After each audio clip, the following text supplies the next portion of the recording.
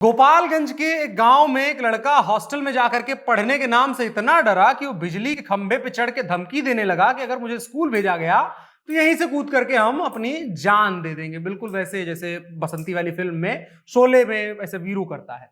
हालांकि बड़ी मान मनोबल के बाद उसे वापस बुला लिया गया। लड़का सुरक्षित है, रहने वाला गोपालगंज का है। अब इन तमाम चीजों को लेकर के मुख्यमंत्री जी जो है यात्रा कर रहे हैं बिहार को सुधारने और संभालने के लिए। तो हमारे पास उनके लिए एक सलाह है मुख्यमंत्री जी के लिए, और आप लोगों से अनुरोध है कि इस वीडियो के माध्यम से हम सलाह दे रहे हैं तो उस तक पहुंचा दीजिएगा। मेरा नाम अनुराग मिश्रा है, ये भी बता दीजिएगा, और जनता जंक्शन इस सलाह का माध्यम है, ये भी बता दीजिएगा। तो सलाह यह है कि नीतीश कुमार जी हेलीकॉप्टर आजकल आसमान में उड़वा रहे हैं, उसमें फोटो वोटो खींचा जा रहा है। तो हमें उम्मीद है कि उस बच्चे की भी खंभे पर चढ़ी हुई तस्वीर खिंचाई होगी। अब नीतीश कुमार जी को उस बच्चे को पहचान लेना चाहिए, उसके पास जाना चाहिए और उसे समझाना चाहिए बड़े प्यार से कि देखो तुम्हारे पास दो ऑप्शन है, या तो स्कूल जाओ या तो घर में रहो।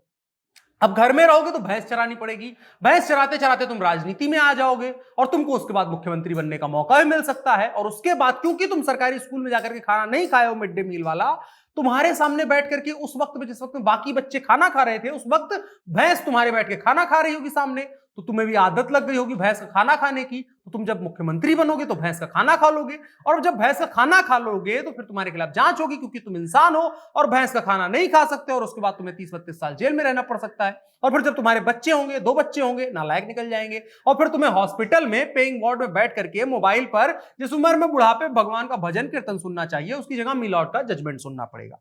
यह पहला ऑप्शन है जिसमें तुम्हें स्कूल नहीं जाना पड़ेगा, एकदम कोई टेंशन नहीं है। अब दूसरा ऑप्शन है कि तुम स्कूल जाओ।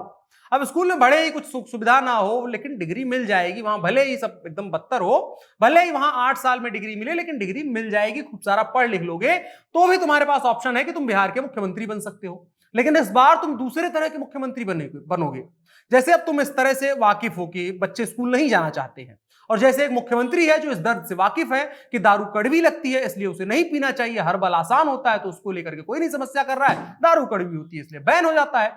तो फिर तो मुख्यमंत्री के बनने बाद सोचना कि स्कूल जाना बहुत कठिन काम होता है, आसान काम क्या होता है, तुम उसको लागू कर रहा है। जैसे कि तुम्हारे दिमाग में एक दिन सनक आती है कि बच्चे स्कूल इसलिए नहीं जाना चाहते हैं क्योंकि मन पसंदीदा कपड़ा नहीं पहन पाते हैं, तो तुम ड्रेस नहीं पहनवाना, उस दिन से ड्रेस पहनना बंद करवा देना, क्योंकि तुम मुख्यमंत्री हो और तुम पढ़े लिखे हो इसलिए तुमको विजनरी मान भी लिया जाएगा।